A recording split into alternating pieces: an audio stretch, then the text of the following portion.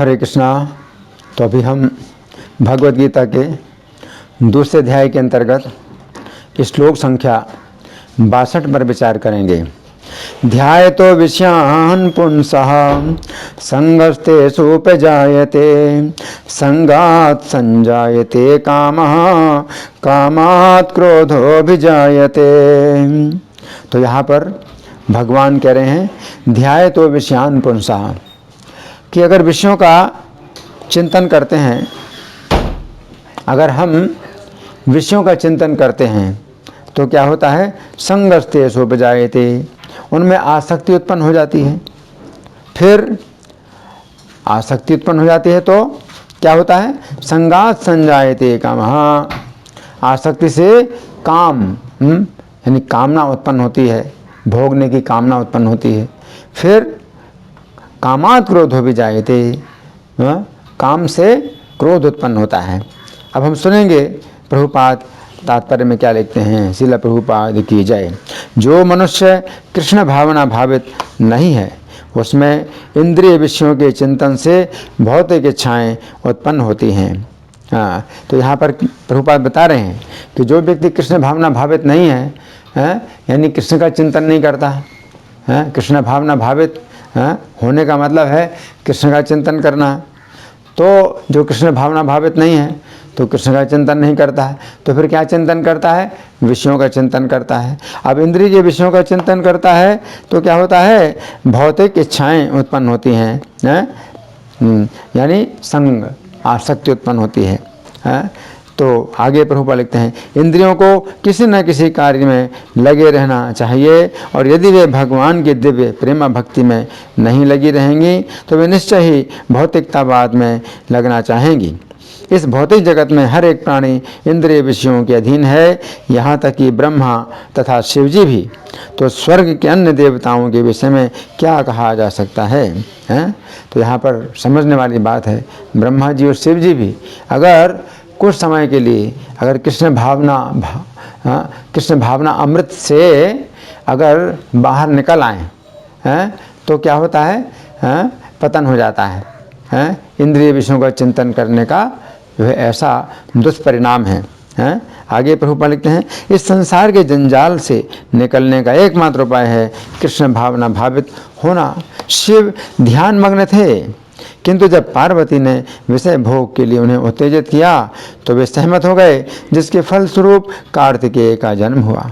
इसी प्रकार तरुण भगवत भक्त हरिदास ठाकुर को माया देवी के अवतार ने मोहित करने का प्रयास किया, किंतु विशुद्ध कृष्ण भक्ति के कारण वे इस कसौटी में खरे उतरे। तो यहाँ पर क्या समझने वाली बात है कि शिव जी ध्यान मग्न हैं, लेकिन जैसे ही विषय भोग का विचार आया उनके दिमाग में तो वे जो है विषय भोग में लग गए और कृष्ण का ध्यान जो है उनका समाप्त हो गया। लेकिन हरिदास ठाकुर वे तो बहुत ही तुच्छ स्थिति में हैं, बहुत ही पतित स्थिति में हैं, और ऐसे समाज में वो निंदनीय हैं। लेकिन वे जो है हरि नाम का चूँकि निरंतर जप करते हैं तो उनकी रक्षा हो गई। तो उनकी रक्षा हो गई। कैसे रक्षा हो गई? हरिदास ठाकुर को माया देवी के अवतार ने मोहित करने का प्रयास किया। माया देवी स्वयं आई हरिदास ठाकुर के पास, लेकिन क्या हुआ कि माया देवी हरिदास ठाकुर की शिष्या बन गई, है ना। और वही माया देवी जो पार्वती हैं, तो उन्होंने शिव जी से राम मंत्र प्राप्त किया, तारक मंत्र प्राप्त किया, लेकिन हरिदास ठाकुर से उन्होंने ये मंत्र प्राप्त किया जो तारक भी है और पारक भी है। तो हरिदास ठाकुर की वो शिष्या बन गई। तो शिव जी और हरिदास ठाकुर की यहाँ प्रभुपाद तुलना कर रहे हैं। तो शिव जी महाभागवत बहुत ऊंचे धरातल पर, और हरिदास ठाकुर तो अभी के ही समझिए कि एक नीच परिवार में पैदा हुए एक क्षुद्र जीव हैं।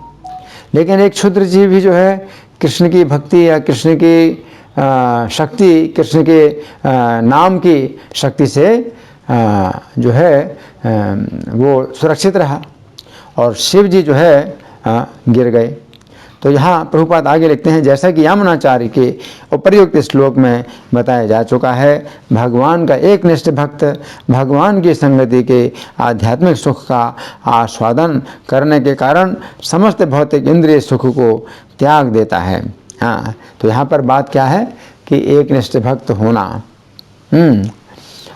और भगवान की संगति के आध्यात्मिक सुख का आस्वादन है। तो हरिदास ठाकुर जो है, जो नाम जप करते थे तो उसमें कोई अपराध नहीं होता था।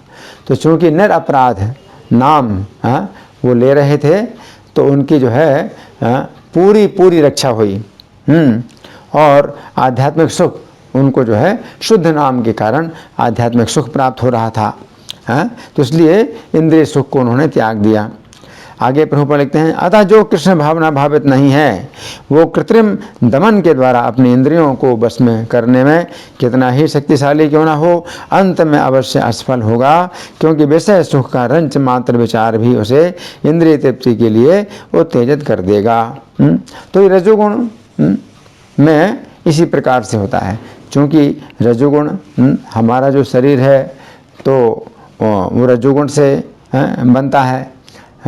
तो इस कारण से अगर विषयों का अगर चिंतन किया जाए तो उससे संग उत्पन्न होता है, उससे आसक्ति उत्पन्न होती है और आसक्ति से फिर काम उत्पन्न होता है ना।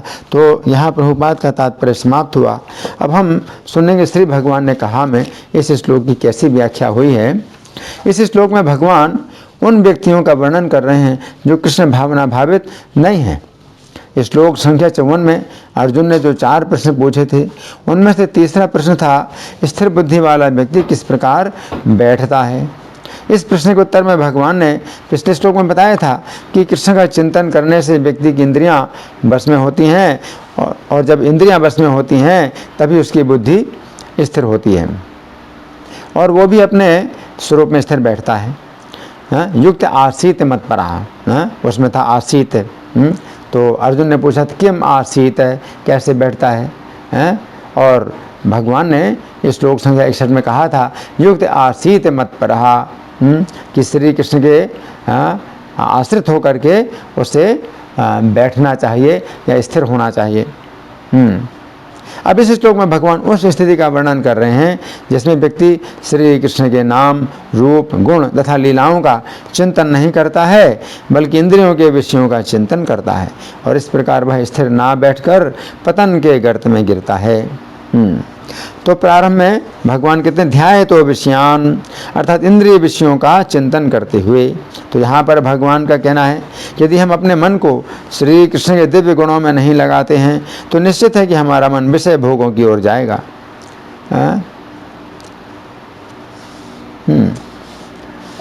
तो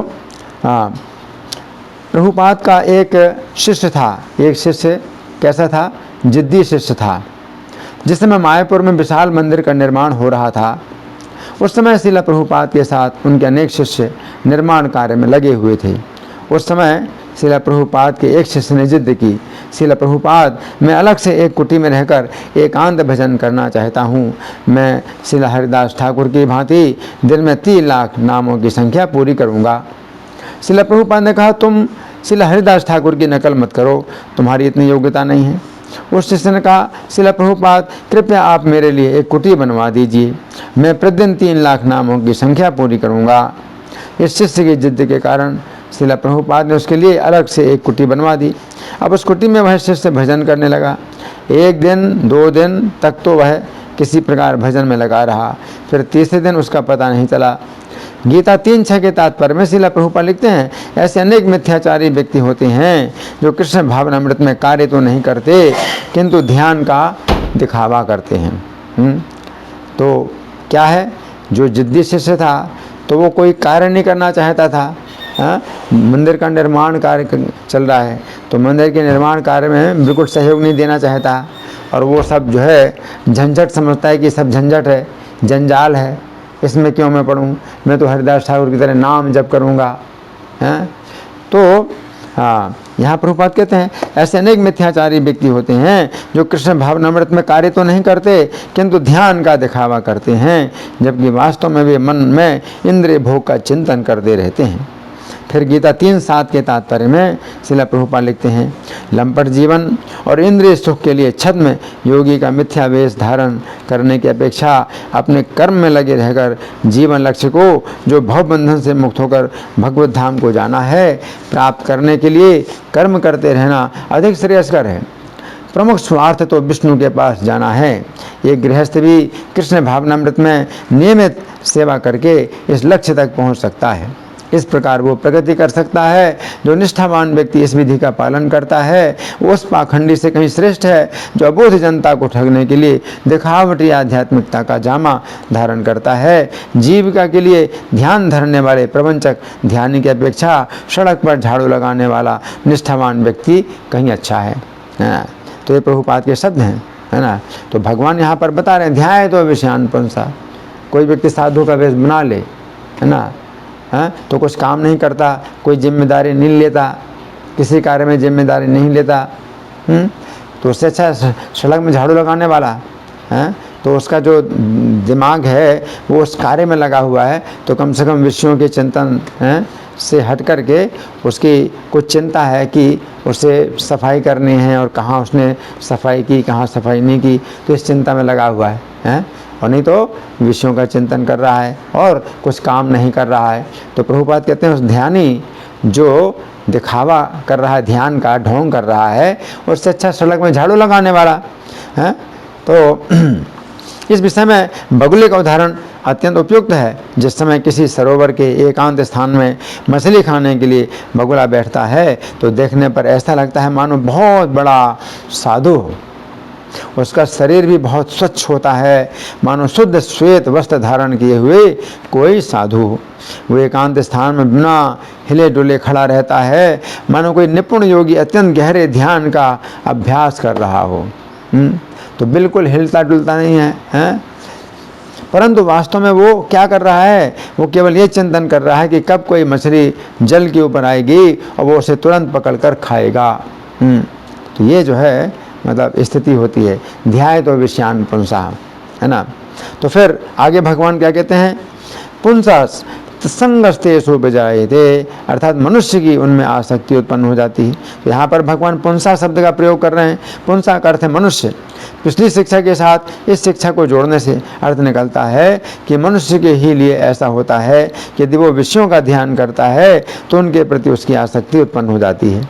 ऐसी बात पशु पक्षियों के लिए नहीं है। यहाँ पर भगवान ने पुंसा शब्द का प्रयोग किया है तो मनुष्य के लिए ये ज़्यादा ये घटित होता है कि विषयों का चिंतन करेगा तो उसकी आसक्ति उत्पन्न हो जाएगी। पशु पक्षियों के लिए नहीं है। इसका क्या कारण है? इसका कारण यह है कि पशु पक्षियों में तमोगुण की प्रधानता होती है, इसलिए विषयों का ध्यान करते हुए भी तमोगुण के कारण उनके अंदर विषयों के प्रति आसक्ति उत्पन्न नहीं होती है, बल्कि वे ज्ञान में भरे रहते हैं। मनुष्य में रजोगुण की प्रधानता होती है। रजोगुण के विषय में गीता 14:7 में भगवान कहते हैं, रजोरागात्मकम विद्धि तृष्णा संग समन्भवम, अर्थात रजोगुण को रागात्मक जानो, ये तृष्णा तथा आसक्ति को जन्म देता है। इससे पता चलता है कि रजोगुण से आसक्ति उत्पन्न होती है। अब यहाँ पर एक प्रश्न उठता है, भगवान यहाँ पर कह रहे हैं कि विष्णु का ध्यान करने से उनके प्रति आसक्ति उत्पन्न होती है, परंतु गीता 14:7 में भगवान कहते हैं कि रजोगुण से आसक्ति उत्पन्न होती है। तो इन दोनों बातों को हम कैसे समझें? इस प्रश्न का उत्तर यह है कि जिस प्रकार ईंधन से आग उत्पन्न होती है, परंतु ईंधन से आग तब तक उत्पन्न नहीं होती है जब तक उसमें बाहर से आग का संपर्क नहीं होता है, उसी प्रकार रजोगुण से आसक्ति उत्पन्न होती है, परंतु रजोगुण से आसक्ति तब तक उत्पन्न नहीं होती है जब तक प्रारंभिक रूप से विषयों का ध्यान ना किया जाए। सत्वगुण में आने पर ही ऐसा होता है कि विषयों का ध्यान करने पर भी उनमें आसक्ति उत्पन्न नहीं होती है। तो आसक्ति क्या है? यहाँ पर भगवान कह रहे हैं कि विषयों का ध्यान करने से मनुष्य का उन विषयों के प्रति संग उत्पन्न हो जाता है। संग का सामान्य अर्थ है आसक्ति, परंतु संग शब्द के अन्य अर्थ हैं। पहला संयोग होना, दूसरा मैत्री होना, तीसरा अनुराग उत्पन्न होना। अब संयोग होना इस अर्थ के अनुसार हमें समझना होगा कि विषयों का ध्यान करने से मनुष्य का उन विषयों के साथ संयोग होता है। इसका अर्थ है कि व्यक्ति उन विषयों के द्वारा प्राप्त होने वाले सुख का अपने मन में ही अनुभव या कल्पना करने लगता है। अब मैत्री होना, इस अर्थ के अनुसार हमें समझना होगा कि विषयों का ध्यान करने से मनुष्य की उन विषयों के साथ मित्रता स्थापित हो जाती है। व्यक्ति सोचने लगता है कि ये विषय मेरा मित्र है तथा इस विषय से प्राप्त होने वाले सुख की मुझे आवश्यकता है। अब तीसरा है अनुराग उत्पन्न होना। इस अर्थ के अनुसार हमें समझना होगा कि विषयों का ध्यान करने से मनुष्य की उन विषयों के प्रति केवल मित्रता ही नहीं बल्कि तीव्र प्रियता उत्पन्न हो जाती है। इसका अर्थ है कि वो व्यक्ति सोचने लगता है कि इस विषय सुख को प्राप्त करना ही मेरा सर्वोच्च लाभ है। तो अभी तक हमने ये समझा कि विषयों का चिंतन करने से मनुष्य उन विषयों से प्राप्त होने वाले सुख की तीव्र अनुभूति करने लगता है। यह अनुभूति पूर्व काल में उन विषयों के द्वारा प्राप्त हुए सुख की स्मृति के द्वारा प्राप्त होती है। परंतु यहाँ पर एक बात और भी विचार करने योग्य है। पूर्व काल में उन विषयों के द्वारा जो सुख हमने प्राप्त किया था उसका कटु परिणाम भी हमें याद आता है, जिसके कारण कभी कभी विषयों का ध्यान करने पर भी उन विषयों के प्रति आसक्ति उत्पन्न होने में कुछ समय लगता है। परंतु आजकल के विज्ञापन इस प्रकार के बनाए जाते हैं कि उनको देखकर व्यक्ति उन विषयों का चिंतन करने लगता है और उन विज्ञापनों में उन विषयों को भोगते हुए तथा हंसते हुए स्त्री पुरुषों का चित्र देखकर यह निश्चित विचार कर लेता है कि इन विषयों में निश्चित रूप से सुख की प्राप्ति होगी। विज्ञापनों में हंसते हुए स्त्री पुरुषों का चित्र ये संकेत करता है कि जिस प्रकार ये लोग इन विषयों को भोगकर प्रसन्न हो रहे हैं उसी प्रकार हमें भी उन विषयों को भोगना चाहिए तथा सुखी होना चाहिए। उन चित्रों में कोई ऐसा संकेत नहीं पाया जाता है कि व्यक्ति ये भी सोचे कि उन विषयों को भोगने का कितना दुष्परिणाम होता है। यद्यपि तंबाकू स्वास्थ्य के लिए हानिकारक है तथा आज के विज्ञापनों में ये लिखा भी रहता है, परंतु फिर भी तंबाकू के विज्ञापन में एक हंसती हुई स्त्री का चित्र रहता है या हंसते हुए पुरुष का चित्र रहता है, जिस बात को पुष्ट करता है कि तंबाकू खाने में वास्तविक सुख प्राप्त होता है। इस प्रकार व्यक्ति तंबाकू के विज्ञापन को देखकर तंबाकू का ध्यान या चिंतन करता है तथा उसको तंबाकू से प्राप्त होने वाले सुख की अनुभूति होने लगती है तथा ये विचार उत्पन्न हो जाता है कि वो तंबाकू के बिना नहीं रह सकता है। अब क्या होता है आसक्ति से काम। भगवान कहते हैं संगात संजायते कामः, अर्थात आसक्ति से काम उत्पन्न होता है। यहाँ पर काम का अर्थ है उस विषय को प्राप्त करने की इच्छा। तो दिनांक 29 अप्रैल 66 को न्यूयॉर्क में इस श्लोक पर प्रवचन देते हुए श्रील प्रभुपाद ने कहा था, मान लीजिए हम स्त्री पुरुष के सहवास से संबंधित कोई उपन्यास पढ़ते हैं। अब यहाँ पर उसका चिंतन हो रहा है, तो चिंतन करते करते मैं उसमें आसक्त हो गया। अब मैं उसे व्यवहारिक रूप में पाना चाहता हूँ। इस प्रकार आसक्ति से काम उत्पन्न होता है। तो यहाँ पर श्रील प्रभुपाद आसक्ति और काम में अंतर बतला रहे हैं। आसक्ति का अर्थ है मन में विचार उत्पन्न होना कि इस विषय के द्वारा मुझे सुखी की प्राप्ति होगी, तथा काम का अर्थ है उस विषय को व्यवहारिक रूप से प्राप्त करने की इच्छा। आसक्ति के धरातल पर तो फिर भी कुछ सुरक्षा है, परंतु काम के धरातल पर अत्यंत संकट है। उदाहरण के लिए रेगिस्तान में हरण जब जल का आभास देखता है तो सोचता है यदि मैं इस जल के निकट जाऊंगा तो मेरी प्यास बुझ जाएगी। ये आसक्ति का धरातल है। परंतु जिस समय हरण उस मिथ्या जल की ओर भागने लगता है तो यह काम का धरातल है। इस स्थिति में वो भयानक संकट में आ जाता है। आसक्ति का कार्यक्षेत्र केवल मन होता है, जबकि काम का कार्यक्षेत्र इंद्रियां, मन तथा बुद्धि तीनों ही होते हैं। गीता 3:40 में भगवान कहते हैं इंद्रियाणि मनो बुद्धि रस्याधिष्ठानम उच्यते एतैर्विमोह्यत्येष ज्ञानम आवृत देहिनम, अर्थात इंद्रियां, मन तथा बुद्धि इस काम के निवास स्थान हैं। इनके द्वारा ये काम जीवात्मा के वास्तविक ज्ञान को ढककर उसे मोहित करता है। फिर भगवान कहते हैं क्या, कामात् क्रोधो विजायते, अर्थात काम से क्रोध उत्पन्न होता है। पूर्व में चर्चा हुई है कि काम कभी संतुष्ट नहीं होता है। हम काम अग्नि को जितना अधिक विषय भोग रूपी घी डालकर संतुष्ट करने का प्रयास करते हैं उतना ही अधिक काम अग्नि प्रज्वलित होती है। इस प्रकार ये काम अग्नि क्रोध की अग्नि में परिणत हो जाती है। गीता का ये सिद्धांत आजकल के समाज में प्रत्यक्ष रूप से देखा जा रहा है, क्योंकि आजकल लोग इंद्रिय तृप्ति को ही जीवन का लक्ष्य मान रहे हैं तथा बिना किसी नियंत्रण के इंद्रिय तृप्ति को प्रोत्साहन दे रहे हैं। इसीलिए इसका परिणाम ये है कि छोटी छोटी बातों में ही झगड़े हो जाते हैं तथा गोली चल जाती है। क्योंकि आजकल बच्चों को टीवी के माध्यम से अनियंत्रित इंद्रिय तृप्ति की शिक्षा दी जाती है, इसलिए बच्चे अपने शिक्षकों का कहना नहीं मानते हैं। विदेशों में तो ये भी देखा जाता है कि बच्चे अपने शिक्षकों को गोली मारकर हत्या भी कर देते हैं। तो गीता के सिद्धांत के विरुद्ध अनेक असुर अपने अपने मतों की स्थापना करते हैं। उनमें से एक व्यक्ति रजनीश था, जिसको ओशो कहकर पुकारा जाता है। उसका मत है कि अपनी इंद्रिय तृप्ति की इच्छाओं का दमन करने का प्रयास नहीं करना चाहिए। विषयों को भोगते भोगते मन स्वतः विरक्त हो जाएगा तथा शांति के मार्ग पर चलने लगेगा। परंतु गीता के अनुसार ऐसा नहीं है, बल्कि इसके ठीक विपरीत है। गीता 18:38 में भगवान कहते हैं, जो सुख इंद्रियों द्वारा उनके विषयों के संसर्ग से प्राप्त होता है और जो प्रारंभ में अमृत तुल्य तथा अंत में विष तुल्य होता है, वो रजोगुणी कहलाता है। इसका अर्थ है कि अनियंत्रित इंद्रिय तृप्ति की क्रियाएं प्रारंभ में अमृत के समान लगती हैं, परंतु परिणाम में वही क्रियाएं क्रोध रूपी विष उत्पन्न करती हैं। अभी तक हमने ये चर्चा की कि अनियंत्रित काम से जो क्रोध उत्पन्न होता है वो भी अनियंत्रित होता है, परंतु जो लोग काम को नियंत्रित करते हैं वे क्रोध को भी नियंत्रित कर सकते हैं। हमारे जीवन में क्रोध की भी आवश्यकता है। जिस प्रकार आवश्यकता से अधिक क्रोध विनाशकारी है, उसी प्रकार आवश्यकता से कम क्रोध भी विनाशकारी है। क्रोध की आवश्यकता है, आवश्यकता से कम क्रोध भी क्या है? अनिष्टकारी है। आवश्यकता से अधिक क्रोध भी विनाशकारी है, आवश्यकता से कम क्रोध भी अनिष्टकारी है। गीता में भगवान ने जो भी उपदेश दिया है वो अर्जुन को क्रोध दिलाने के लिए ही है। अर्जुन उस समय क्रोध नहीं करना चाहते हैं जिस समय क्रोध की आवश्यकता है। दैनिक जीवन में देखा जाता है कि यदि माता पिता बच्चे पर क्रोध नहीं करते हैं तो बच्चे बिगड़ जाते हैं। इससे निष्कर्ष निकलता है कि क्रोध उतना ही किया जाए जिससे गलती करने वाले की आंखें खुल जाएं कि उसने क्या गलती की है। जैसे माता यशोदा क्या करती हैं? श्री कृष्ण को बांधती हैं। जिस समय श्री कृष्ण अपने घर में उत्पात मचा रहे थे, उस समय माता यशोदा ने श्री कृष्ण को बांधा।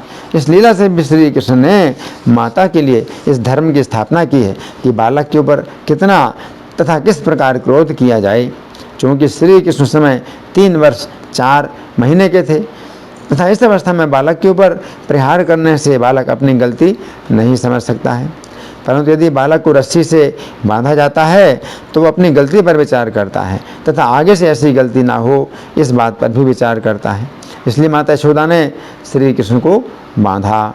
इस घटना से हमें ये शिक्षा मिलती है कि क्रोध की आवश्यकता पड़ने पर हमें विचार करना चाहिए कि किस व्यक्ति पर किस स्थिति में कितना क्रोध करना चाहिए। अगर हम क्रोध नहीं करते हैं तो इसका भी बहुत अनिष्टकारी परिणाम होता है। एक प्रसिद्ध घटना है कि एक माता अपने बच्चे पर कभी क्रोध नहीं करती थी। वो बच्चा अपने बचपन में छोटी छोटी चीज़ें चुराते चुराते बड़ा होकर एक बड़ा चोर बन गया। बाद में जब वो पकड़ा गया तो उसे फांसी की सज़ा हुई। उस समय न्यायाधीश ने जब उसे अंतिम समय में अपनी माता से मिलने की अनुमति दी तो उसने अपने दांतों से अपनी माता की नाक काट ली तथा ये कहा कि इस माता ने यदि बचपन में मेरी चोरी की आदत छुड़ाने के लिए क्रोध किया होता तो आज मुझे फांसी की सज़ा ना मिलती। तो इससे क्या पता चलता है कि क्रोध की बहुत आवश्यकता है। अपने दैनिक जीवन में क्रोध की बहुत आवश्यकता है, लेकिन क्रोध उतना किया जाए जिससे गलती करने वाला व्यक्ति गलती को समझ जाए, है ना। श्री कृष्ण भी गीता में कहते हैं कि वे इस पृथ्वी पर दुष्टों का विनाश करने के लिए ही आते हैं। विनाशाय च दुष्कृताम। ये क्रोध रजोगुण तथा तमोगुण में नहीं है बल्कि अपने शुद्ध रूप में है। इस क्रोध से साधुओं को सुरक्षा प्राप्त होती है तथा धर्म की स्थापना होती है। तो भगवान के अंदर भी क्रोध है, लेकिन ये क्रोध कैसा है? सत्वगुण। सत्वगुण में भगवान पालन करते हैं, रक्षा करते हैं। और किसकी रक्षा करते हैं? वेदों की रक्षा करते हैं, धर्म की रक्षा करते हैं, और गायों की रक्षा करते हैं, साधुओं की रक्षा करते हैं। तो धर्म संस्थापनार्थाय संभवामि युगे युगे। शिक्षक जब अपने शिष्य को दंड देता है तो इसे शिक्षा दंड कहा जाता है। यदि शिक्षक या गुरु अपने क्रोध के द्वारा अपने शिष्य की गलतियों का ज्ञान करा देता है ताकि ऐसी गलतियां भविष्य में ना हो, तो ये शिक्षक की असली सफलता है। इस प्रकार हम देखते हैं कि जिस क्रोध की यहाँ पर चर्चा हुई है वो काम से उत्पन्न क्रोध है, जो रजोगुणी कहलाता है। ये क्रोध नरक का द्वार है। परंतु जो क्रोध अपने कर्तव्य की भावना से उत्पन्न होता है वह अत्यंत गुणकारी है।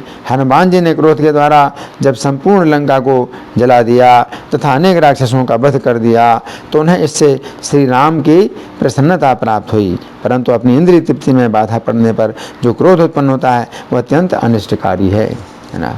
तो यहाँ पर हमें ये समझना है कि कामात् क्रोधो विजायते, काम से क्रोध उत्पन्न होता है। तो ऐसी बहुत सी घटनाएं हैं।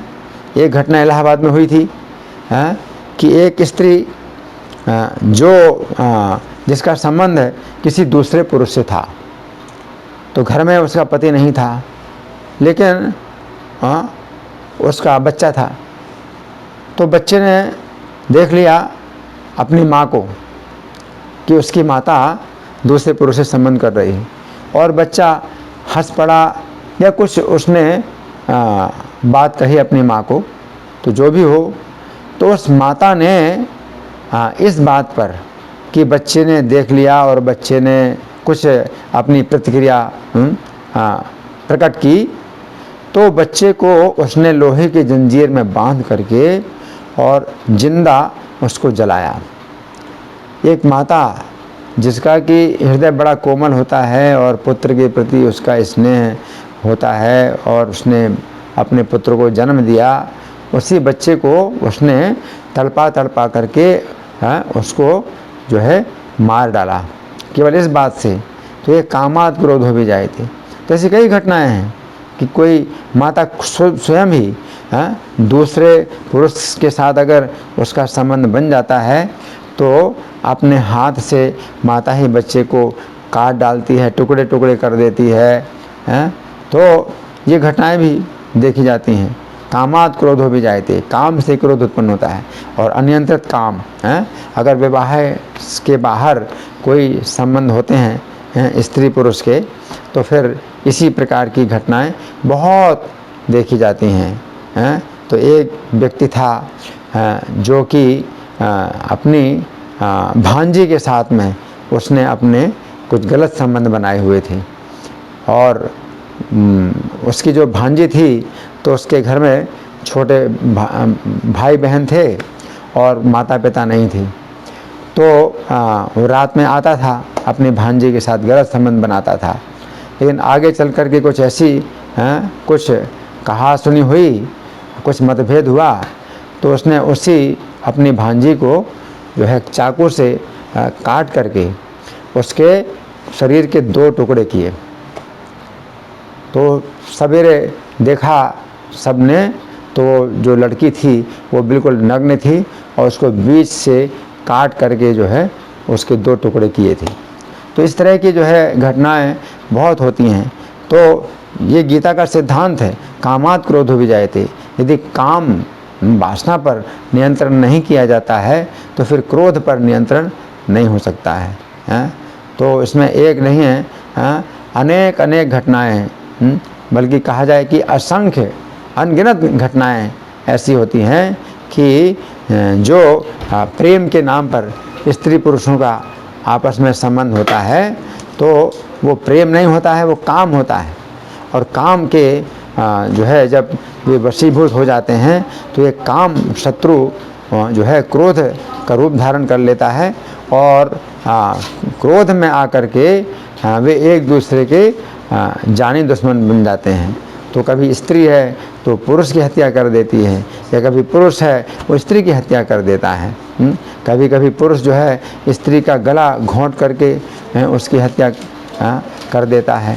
और कभी कभी जो स्त्री है वो पुरुष की हत्या कर देती है या उसकी हत्या करवा देती है।